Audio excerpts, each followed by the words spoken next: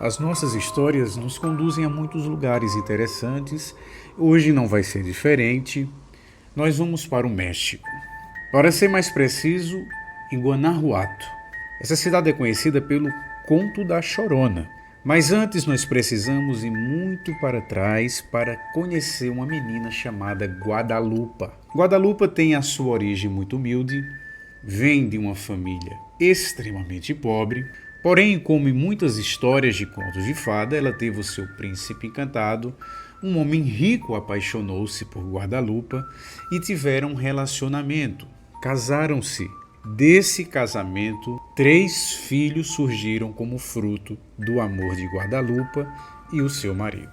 Mas um desastre, uma tragédia aconteceu entre eles, que até hoje assombra as crianças, também os adultos, pela gravidade e seriedade do caso que aconteceu.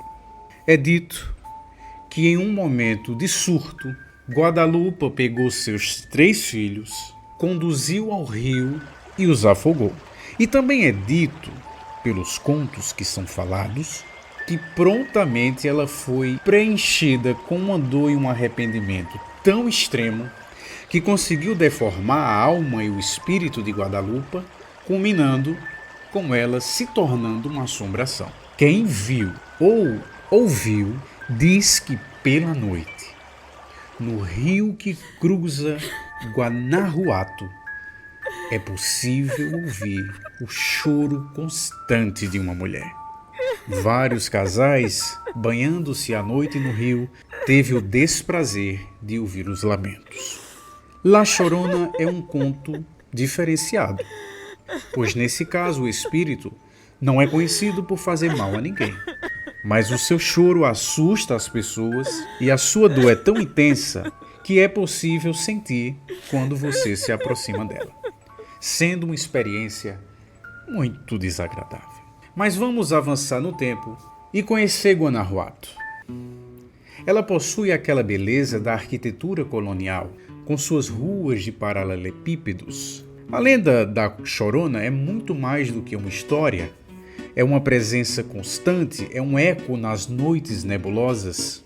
Tornou-se uma tradição na cidade e alimenta o seu turismo.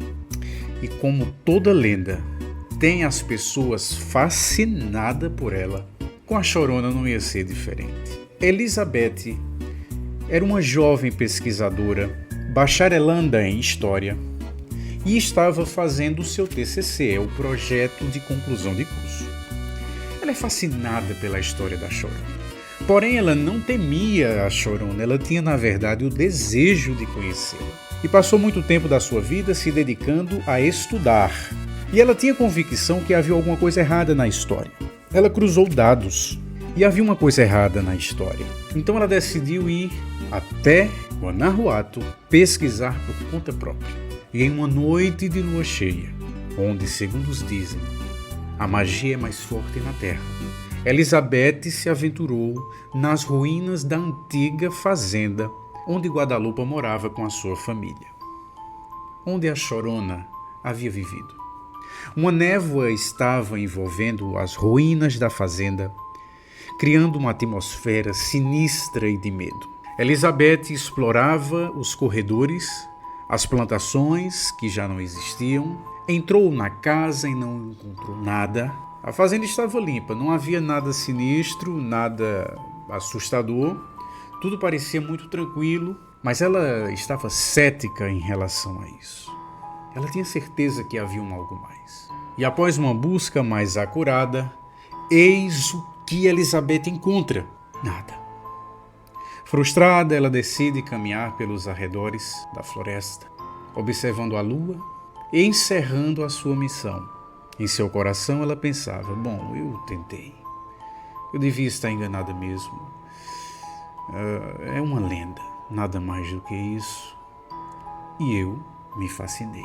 E como que em resposta à frustração e tristeza de Elizabeth, um murmúrio de choro ecoa pelas velhas árvores. Procurando encontrar a origem, bem na passagem do rio, uma mulher de vestido branco manchado, cabelos negros e uma lamentação que doía só em ver. Era visível para Elizabeth. Elizabeth buscou contato e não se assustou em nenhum momento. A chorona estava acostumada com as pessoas correndo imediatamente quando a viu, mas não com Elizabeth. Ela foi para o raso do rio e começou a conversar com o espírito. Ninguém fez isso. Ninguém fazia. Esse toque humano e de compreensão fez a chorona parar por um segundo. E um silêncio entre as duas aconteceu. Percebeu, sem nenhuma palavra da chorona, que a dor que ela sentia não era de arrependimento de ter matado os filhos, mas de ter sido injustiçada. Sem nenhuma palavra, apenas observando o espírito sentado, Guadalupa disse: eu acredito em você. Eu sei o que você está sentindo. A força da empatia fez um clarão explodir dentro da chorona. Naquele momento, La Llorona estava se transformando mais uma vez em alguém quase esquecido, em Guadalupa. Aparentemente, o que a chorona tentou todos esses anos era ser compreendida, ouvida e, acima de tudo, que acreditassem nela. Mas sempre fugiram, sempre a crucificaram e todos diziam que sua dor, que seu fardo era merecido. Afinal, uma mãe que finaliza os próprios filhos merece isso. Ninguém parou para ouvi-la, para entendê-la. Quem não a odiava muito, a temia, quando não as duas coisas. Após o ato de empatia e compaixão de Elizabeth, o espírito de Guadalupa se redimiu e, como uma luz, subiu às mais altas estruturas da terra e explodiu no universo infinito, como uma poesia que enfim encontrou o fim. Uma trágica poesia, mas que encontrou o fim. Mas Guadalupa não se foi sem antes deixar um resquício. Um relógio de ouro de bolso com a foto dos seus 3 filhos. Estudiosa que era, Elizabeth procurou os mais empenhados historiadores da sua universidade e mostrou o medalhão, o relógio de bolso. Na mão de Palomo, um famoso historiador mexicano, algo foi descoberto. Os brasões que estavam no relógio coincidiam com antigos diários que estavam na biblioteca pessoal do historiador. E procurando esse diário, ele viu a confissão de uma antiga lady do México que, possuída pelo ciúme e inveja de Guadalupa, por estar casada e possuir a paixão e o afeto do homem que a lady queria, arquitetou um plano para que os filhos de Guadalupa perecessem e parecesse que ela fosse a culpada.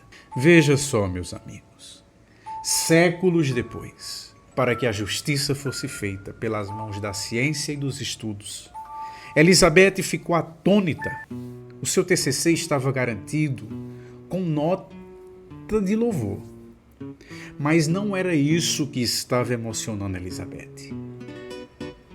Foi fazer justiça. Ela se apressou em apresentar para a cidade a verdade dos fatos. E em uma grande comoção, os habitantes se reuniram para uma grande cerimônia de celebração, de arrependimento e de perdão. Aquele sentimento imbuiu o povo da cidade e os festejos duraram o dia inteiro. E quando anoiteceu, um clarão intenso no céu surgiu por poucos segundos, discretos. Elizabeth sabia que era sua amiga dizendo obrigado.